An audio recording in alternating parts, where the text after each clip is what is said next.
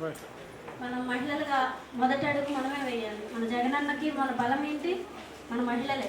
కాబట్టి రాబోయే కాలంలో చాలామంది మన క్యాడర్ని దెబ్బతీయడానికి మన వాళ్ళు కూడా మనల్ని మిస్లీడ్ చేయడానికి ట్రై చేస్తూ ఉంటారు. కానీ వాటిని మనం పట్టించుకొని మనం చెవులు కొరుక్కొని అది ఇంకోళ్ళ దగ్గరికి మనం వెళ్ళి మన కింద మనం తవ్వుకోకూడదు. అలా ఇక్కడ చాలా జరుగుతుంది. దాన్ని తీసేసేసారు.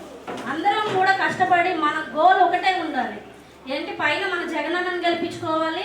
మన నియోజకవర్గంలో ఏ నాయకుడిని అయితే మన కోసం నిలబెడతారో వాళ్ళని మనం గెలిపించుకోవడం కోసమే మనం పనిచేయాలి. మన ఎజెండా ఒకటే అయి ఉండాలి. కానీ రకరకాల మాటలతో రకరకాలుగా కొంతమంది దగ్గర అవుతూ ఉంటారు, కొంతమంది దూరం అవుతూ ఉంటారు. దాన్ని కాదు పట్టించుకోవాల్సింది.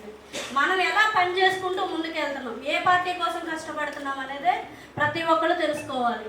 ఈరోజు మనం వచ్చాము, మీటింగ్లో కూర్చున్నాం, వెళ్ళామనేది కాదు. మనం ఇంటి దగ్గర ఏం చెప్తున్నాం, మనకు తెలిసిన వాళ్ళ దగ్గర ఏం చెప్తున్నాం, ఏం మాట్లాడుతున్నాం, మన పార్టీని మనం ఎలా ముందుకు తీసుకెళ్ళగలుగుతున్నాం, ప్రజల్లోకి ఎవరి పేరుని తీసుకెళ్ళగలుగుతున్నాం అనేదే మనకి ఇక్కడ ఇంపార్టెంట్. ప్రతి ఒక్కరూ కూడా అది తెలుసుకుందాము.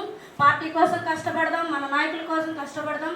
రేపు రాబోయే రోజుల్లో మన జగనన్న సీఎంగా ఉంటారు, అలాగే మన రమణ కూడా ఎమ్మెల్యే అవుతారు. ప్రతి ఒక్కరూ కూడా కష్టపడి పనిచేద్దామని కోరుకుంటున్నాం.